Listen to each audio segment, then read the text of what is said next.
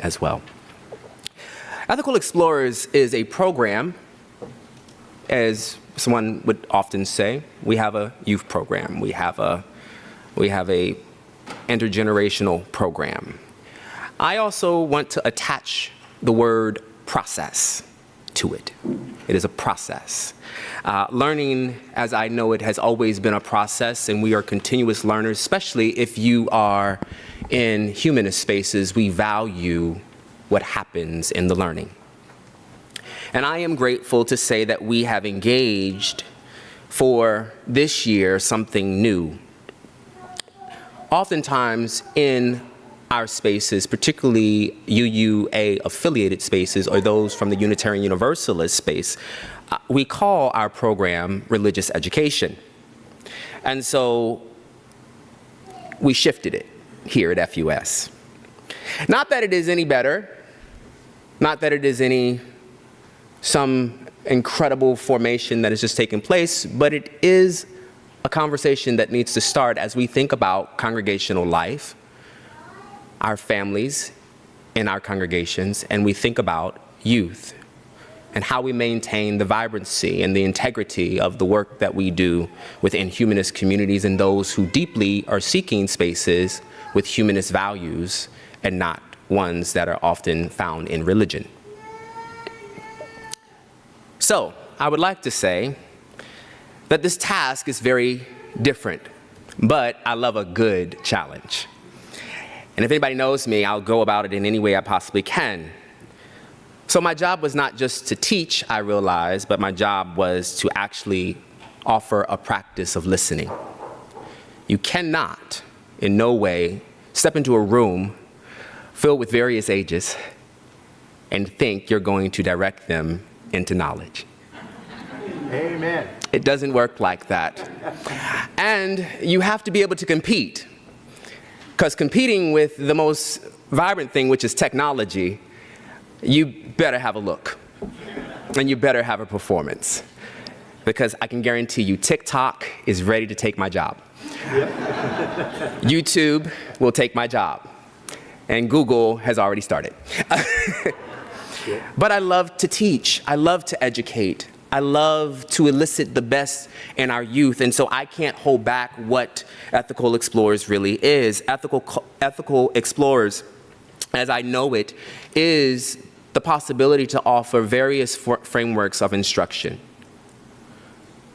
that come not from me, but from listening to young voices. Most of us probably remember the years in which we were young. And if we go back, we can think about our youth for a few minutes, our own youthful time. The warm-up in your packet we can begin to explore.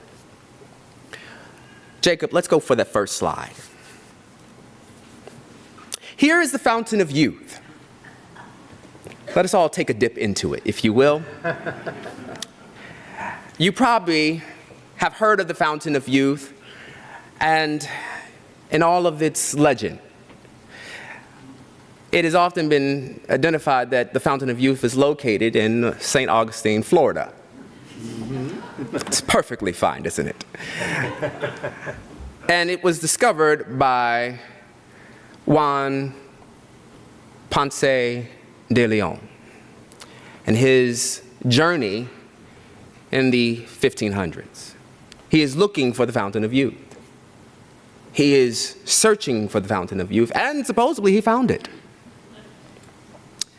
And began to possibly drink water. But I want to point out why the Fountain of Youth is probably the beginning of my talk, other than just talking about young people, because we assume as adults, because we've been adulting for so long, we will go and reach back to our youth to talk about youth. And we can't say that that matches up easily. And I myself, even at 40, realized that so much has even changed. And here it is, the Fountain of Youth. If we all hop into it, Mark Twain reminds us and says that life would be infinitely happier if we could only be born at the age of 80 and gradually approach 18. Yep. This remark continues to unfold with other records, if you will, where ancient Greek poet Homer calls old age loathsome. William Shakespeare terms it a hideous winter.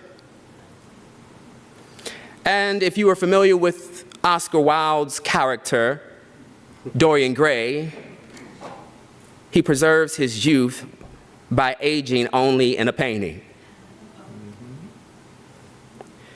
It's fascinating to think for a minute about how we understand ourselves, our bodies, our minds as we grow in age.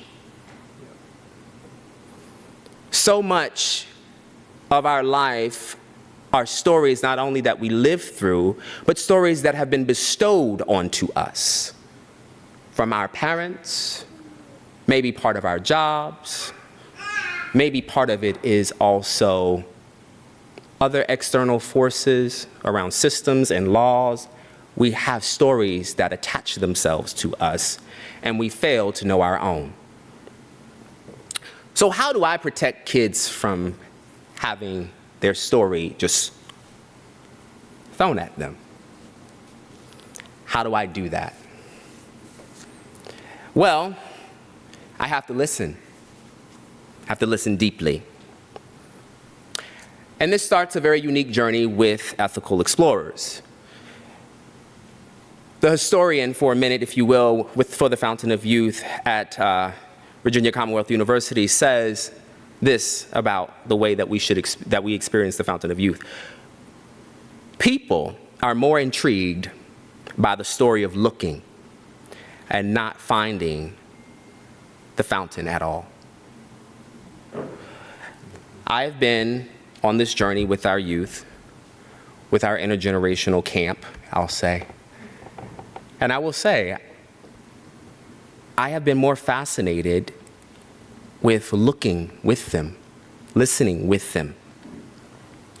And so where does this place us? This places us in being explorers. And so I invite you to be an explorer today with us. Next slide. Ethical plus explorer equals E squared. This is where it all begins. Ethical explorers is a learning process for moral compass, moral courage, moral creativity, and moral character development. This is not a religious education program. Religious education is religion and the indoctrination of a direct instructional value. So when we talk about religious education, most of us cling to it immediately. Here, though, Dewey reminds us about the religious experience has a lot to do with the ideals or the imagination.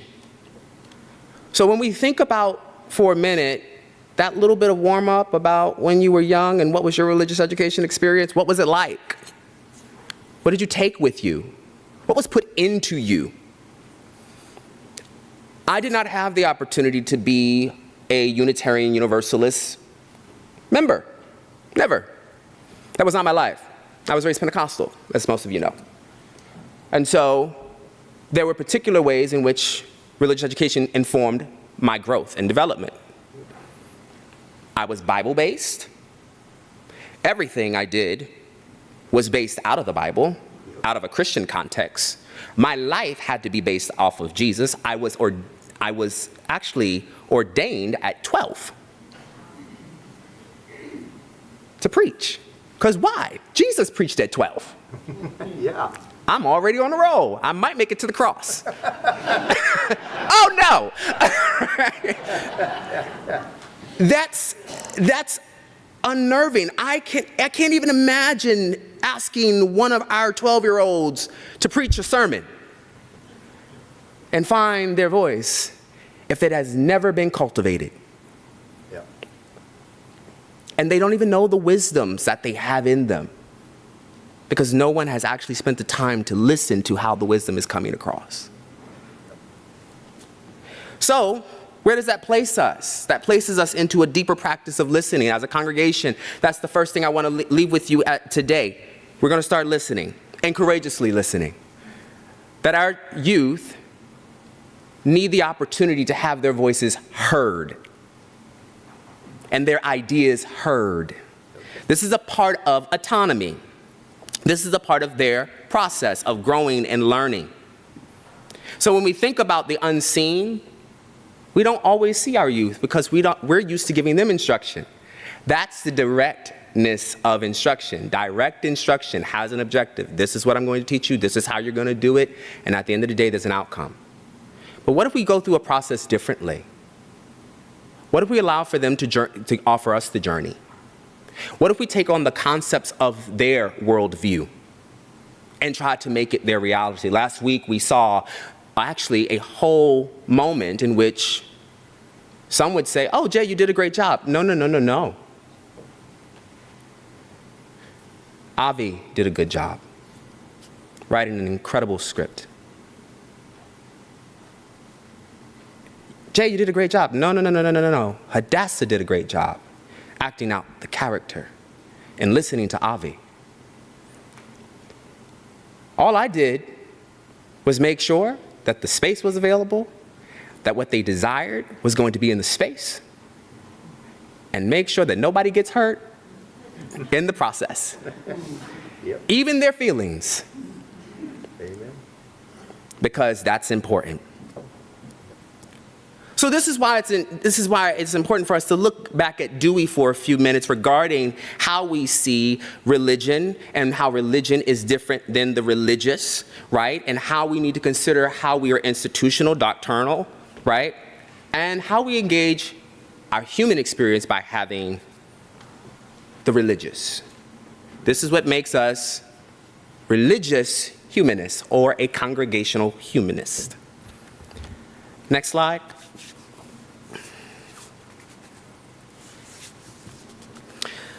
So, time and understanding. Believe it or not, when me and Justice laid out the months, we were looking, and I was like, okay, how can I do this? I went, grabbed the resources from the AHA regarding the months and how we could begin to strategize humanist values within the theme of the month. This is not based out of the tapestry curriculum that we are familiar with within the UUA.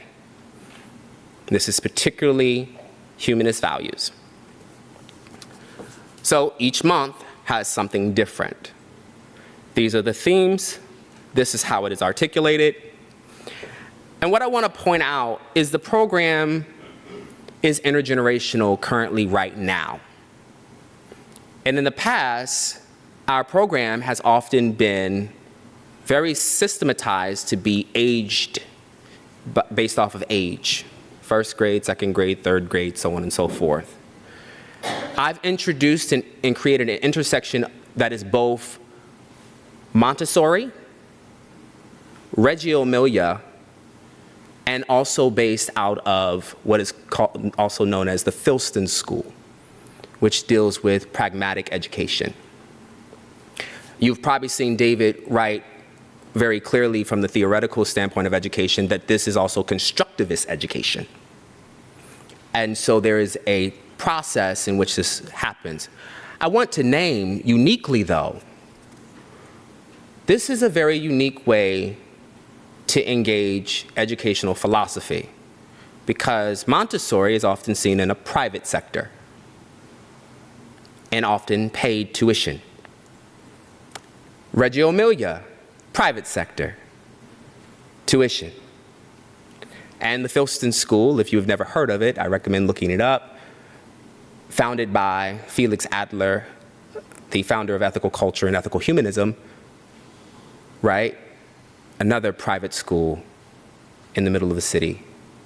And so particular children do go to these schools. So what does it mean for us to have that kind of philosophy engaged? We have to be mindful, and I have to be mindful, because I have always taught in inner city schools. I love all kids to a place where I'm like, no one should have to pay tuition to have intuition or agency. Amen. Just doesn't work that way. Yeah. Yep. So I hope that the doors become full after a while, because this is the opportunity for children to engage their biggest possibilities and not have to pay. So, how do I do that? I stretch myself. I've been in Montessori settings. And actually, I was a part of a Montessori public charter school in Baltimore. So if you're not familiar, that's why I also have a bit of that love and passion. Reggio Emilia, I'm trained in because that was my curriculum when I was in undergrad, right? And Philston, well, I come from ethical culture, and it is what it is. But I'm grateful for the process. When I look at particularly how we go about it, I want our kids to not just grow in age, but grow with grace. Grace and courtesy is what we often say in Montessori. And so when we offer grace in the process of learning, we actually get to the worth of knowing. And our curriculum at this point allows for our explorers to have a moment, which I hope most of us in this space feel like we are worthwhile. Not that we just have an inherent worth based off of our first principle, but that we are worthwhile. We are amazing. We are credible. Like the moment where you came out as a humanist and everybody looked at you and was like, Yep. did they just say that they don't believe in anything? That's your coming out story. Don't think you ain't come out, honey. You did, right? So how do we engage that process? We have to realize that there's something unique about us, not something different, something unique, vibrant. So when I'm engaging our youth, I offer that. Now, I want to just offer this. I know too that we won't have pictures today.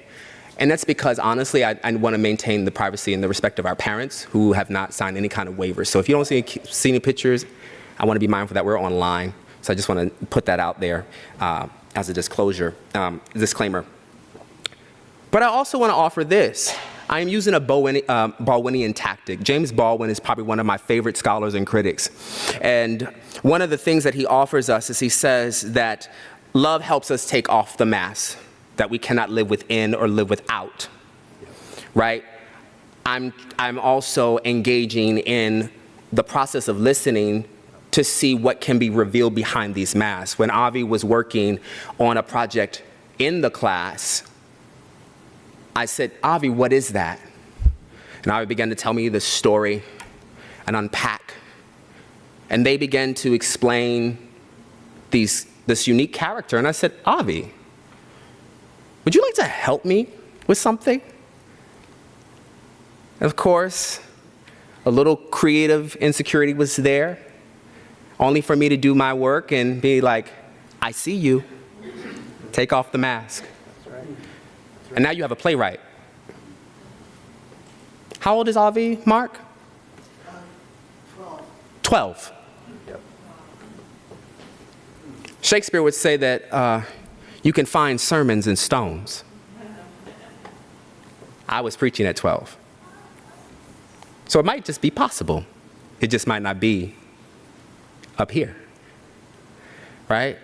There are actors amongst us. There are songwriters amongst us. There are detailed analysts among us, Franklin. Franklin is the last person to leave the space oftentimes because he is so diligent at every project. Yep. But it's taking off the mask and allowing for them to go through, as what James Baldwin would say also, that it is a quest.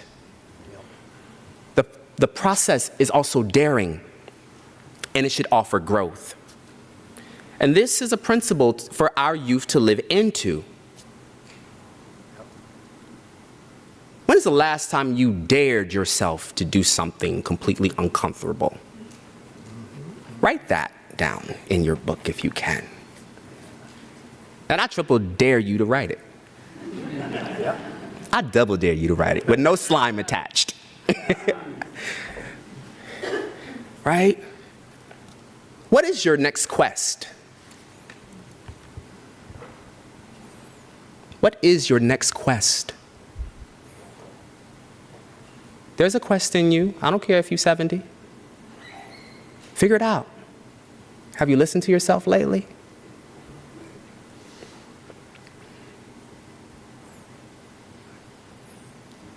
What are you growing into?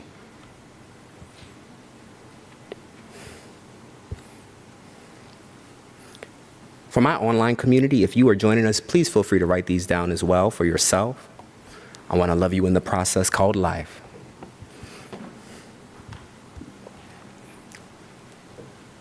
Let's look at the physicality here. Next slide, Jacob. So weekly, we have been trying to explore this framework within the curriculum, which is first Sundays are the introduction of values and the content. And then the second Sunday, we would explore the creation with the value and content, right? And creation is often the art or the creative process. And then my goal on the third Sunday was to offer some kind of practice-based feedback from an artist. And then fourth Sunday, but we had to switch that because we realized that third Sunday would work best this year. But there's always a plan. And I'm really appreciative to David for giving us the opportunity to move us into an intergenerational concept that is more youth-focused. So last Sunday was your intergenerational process. How did that feel for some of us? If I can just get a thumb here, thumb here, thumb here. All right, look at the classroom, yes. Right? So what happens to the upper assembly hall or in the chalice room? I'm calling this the studio lab. This is the studio lab. It is a container for our learning and engagement. The space requires a kind of a home-based feel. I think that's very important. It does deserve a little rug, a little flat table, a little surface, you know, kind of make it homey. And it should gradually move us into 3 to 4 ages of shared learning development. Everyone can learn from someone. There is no one in here that cannot learn from someone. I learn from the very infant when they are ready to be like, I'm over it, I need you to end this now, to the very adult. And those who are also retired and like, I don't take up too much more of my time. I want to go somewhere else to have brunch, right? But the studio lab is to offer reflection and review. The studio lab should offer practice as play, makers and movement of the space, right? And discussion formats. It should engage the confront creative insecurity, and manifest the explorer's personal potential within their humanist journey. So when we think about this process, this is where we are. If you can just go, Jacob, to slide 10 for me, actually slide 9. Here's a lesson. Here is a lesson called Step by Step. I know y'all think I'm talking about New Kids on the Block. But Step by Step actually starts off with the work of Andy Warhol. Next slide. Here I write the standard direct instruction kind of approach, which says we are learning too. I never leave myself out of the process of learning. I don't say my students are learning, I say we are. Because I come from a culture where we say, I am because we are.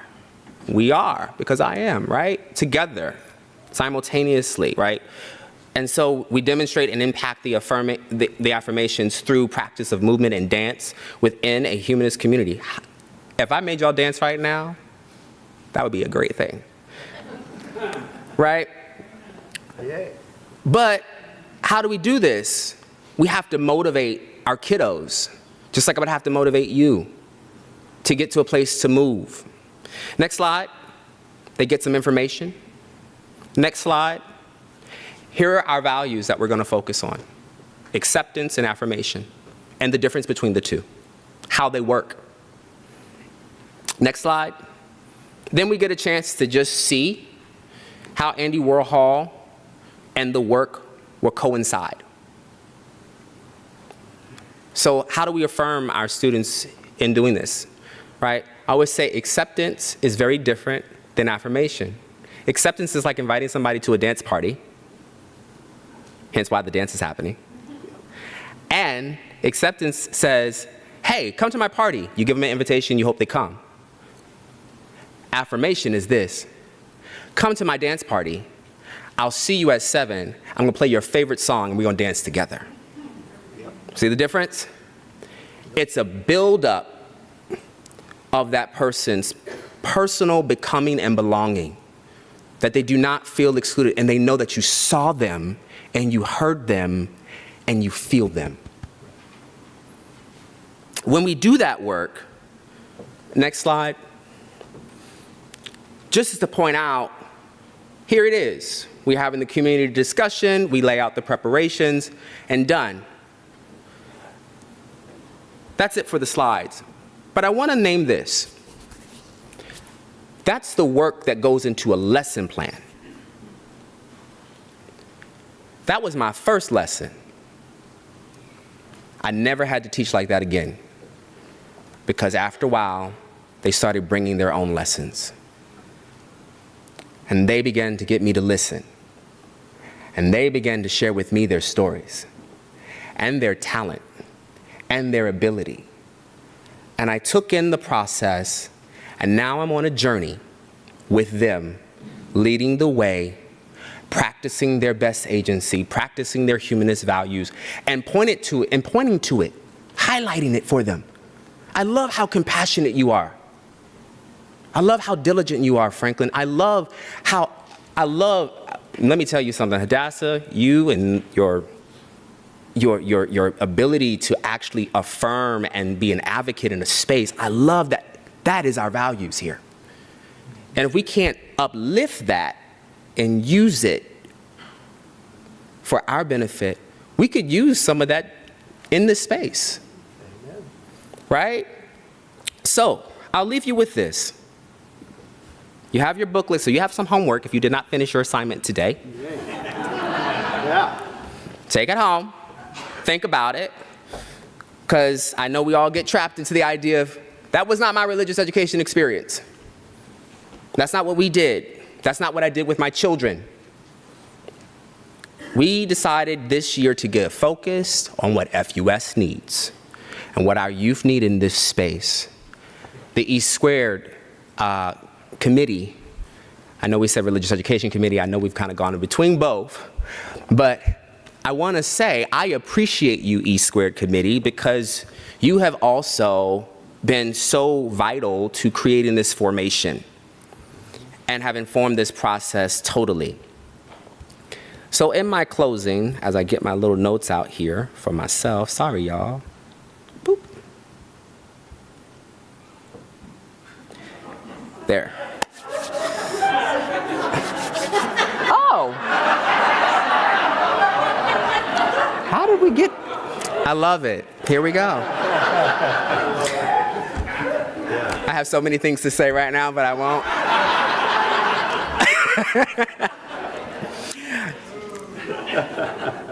In the closing of this, I would like to say that if anything, what we need in this coming few years, my 3-year plan is that we would have an active, growing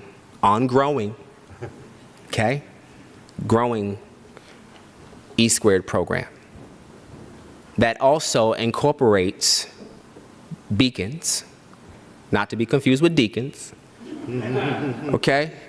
But those who hold the vibrancy and the order to support our families in being here. That all families and all youth are welcome in this space, the Upper Assembly Hall. And that this congregation and even our talks, though I love you, David, become user-friendly in language and creating a culture of engagement and not just hearing. We have become hearers, but courageous listeners have to be engaged in their body. Yep. And lastly, my hope is that we build this out to a lifelong learning program of all ages, where those who have retired, who are in their latter years, who have been sucked in by the system to work all their life and cannot do any more social justice work, finally have a space of encore to remind you it's your time again to shine. Because we need to focus on you too. You still have your fabulous. And that would be a whole nother talk. Yeah. But I want to offer you your fabulous because you deserve it. And continue also to make this role not as a religious education director, but a lifelong learning minister where there is actual family and pastoral support for our youth in their schools as well as in their home. Because there's a lot of things to process when we are young and as we mature. I say these things, I hope that you hear me, because I would love for our light to just shine.